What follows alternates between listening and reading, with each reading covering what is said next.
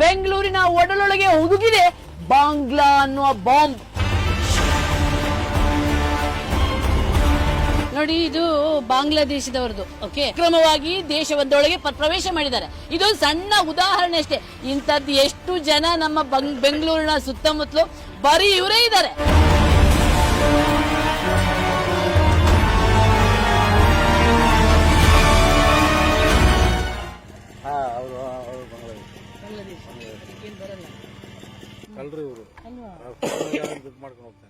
ಯಾವಾಗ ಬಾಂಬ್ ಹಾಕ್ಬಿಟ್ಟು ಹೋಗ್ತಾರ ಗೊತ್ತಿಲ್ಲ.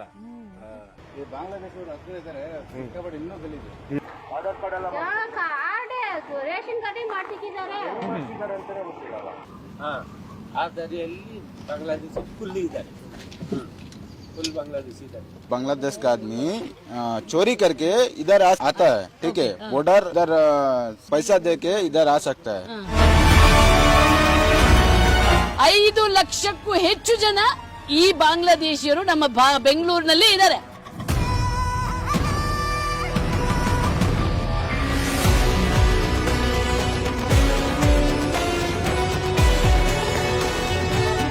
ದುರಂತ ಏನಂದ್ರೆ ಎಲ್ಲರೂ ಆಧಾರ್ ಕಾರ್ಡ್ ಮಾಡ್ಕೊಂಡಿದ್ದಾರೆ. ಇವರಿಗೆ ಆ ವ್ಯವಸ್ಥೆಯನ್ನ ಮಾಡಿಕೊಟ್ಬಿಟ್ಟಿದ್ದಾರೆ. ಬಂದ ತಕ್ಷಣ ಆಧಾರ್ ಕಾರ್ಡ್ ಆಗುತ್ತೆ. ಹೇಗೆ ಆಧಾರ್ ಕಾರ್ಡ್ ಆಗುತ್ತೆ? ಯಾರು ಕೊಟ್ಟವರು ಆಧಾರ್ ಕಾರ್ಡ್ ಇವರಿಗೆ?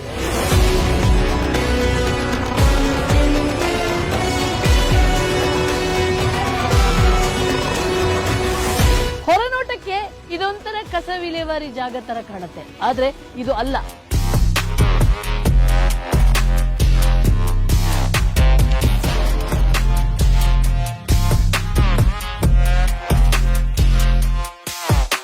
ಎಲ್ಲ ನಡೆಯುತ್ತೆ. ಗಾಂಜಾ ನಿಶೆಯಲ್ಲೇ ಬರ್ತಾರೆ. ಗಾಂಜಾ, ಡ್ರಗ್ಸ್ ಎಲ್ಲವೂ ನಡೆಯುತ್ತಂತೆ, ಎಲ್ಲವೂ ನಡೆಯುತ್ತಂತೆ.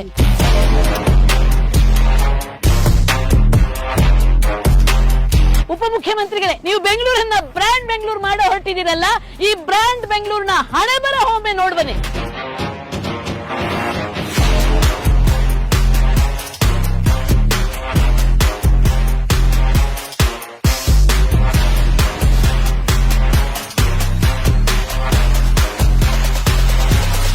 ಅವ್ರಿಗೆ ಓಟ್ ಬೇಕು, ಪೊಲೀಸ್ನವ್ರು ದುಡ್ಡು ಬೇಕು. ದೇಶನೇ ಹಾಳು ಮಾಡಿದವರೇ ನಮ್ಮ ಪೊಲೀಸ್ನವ್ರು. ಇಲ್ಲಿ ಅವ್ರು ಬುಕ್ ತೆಗ್ದಿಕ್ತಾರೆ, ಇವ್ರು ಭಿಕ್ಷೆ ಹಾಕ್ತಾರೆ. ನೋಡಿ, ಇಂಥ ಬಾಳು ಬೇಕಾ ನಿಮ್ಗೆ ಪೊಲೀಸ್ರೆ? ಅಂದ್ರೆ ಈ ಬಾಂಗ್ಲಾದೇಶಿಯರಿಂದೇ ನೀವು ಲಂಚ ಪಡ್ಕೊಂಡು ನಮ್ಮ ದೇಶಕ್ಕೆ ದ್ರೋಹ ಮಾಡ್ಕೊಂಡು ನೀವು ಈ ಕಾಕಿನ ನಿಮ್ಮ ದೇಹದೊಳಗೆ ಹಾಕಕ್ಕೆ ಯೋಗ್ಯತೆ ಇದೆಯಾ ನಿಮಗೆ?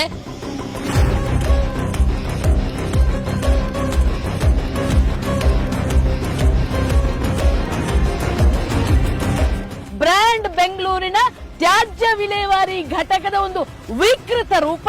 ಅಷ್ಟು ಮಾತ್ರ ಅಲ್ಲ, ಈ ತ್ಯಾಜ್ಯ ವಿಲೇವಾರಿ ಘಟಕಗಳು ಬ್ರ್ಯಾಂಡ್ ಬೆಂಗಳೂರಿಗೆ ಬಾಂಬ್ ಆಗಿ ಪರಿವರ್ತನೆ ಆಗ್ತಾ ಇದೆ.